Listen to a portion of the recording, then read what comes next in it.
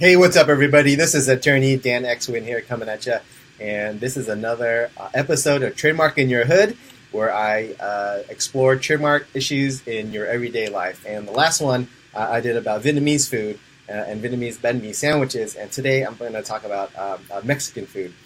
Recently was Cinco de Mayo, and of course, what more appropriate food to talk about this week. So, this restaurant here is called Rosado. And for all my friends who grew up together, we all know it used to be called Alertos, Mexican food, the only late night 24-hour drive-thru available in our neighborhood. And so a couple years ago, they changed their name to Sabrosada.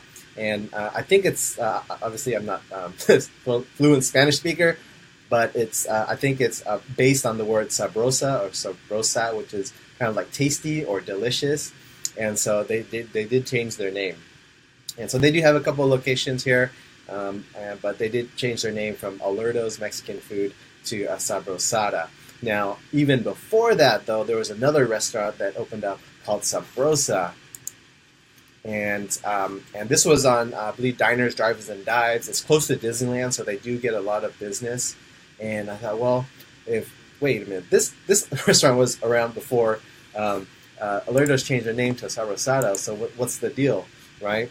But if we kind of take a step back and look, there's a couple issues. One is I would say it's actually descriptive, right? So the translation is tasty or delicious, and really they're really kind of describing the food. So this mark here is actually descriptive, and unless they might be able to get a supplemental register, and after maybe 5 years get on the principal register, but at the first glance they cannot get on the principal register.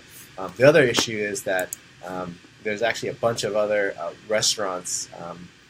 Here we have Southern California, but there's one in San Francisco. Maybe there's more here. Well, that one's in Milwaukee, but maybe it's closed. But there's other restaurants. There's one in Maywood here. I don't know if it's the same or not, but if it's different, that particularly can cause an issue. So, oftentimes in these kind of ethnic community restaurants, there are a lot of the same names. It's probably just a matter of enforcement. Maybe the people on the ground, sometimes they know, hey, no, this one is the good one, this one's not the good one, or they know the background stories, like this is a different owner, or their family members, or whatever. But as a business ownership, if you're looking to especially franchise the process, you don't, but it's highly recommended that you get federal registration. And I think these particular issues kind of step in the way of you getting a federal registration. So this is kind of an issue, a trademark in your hood.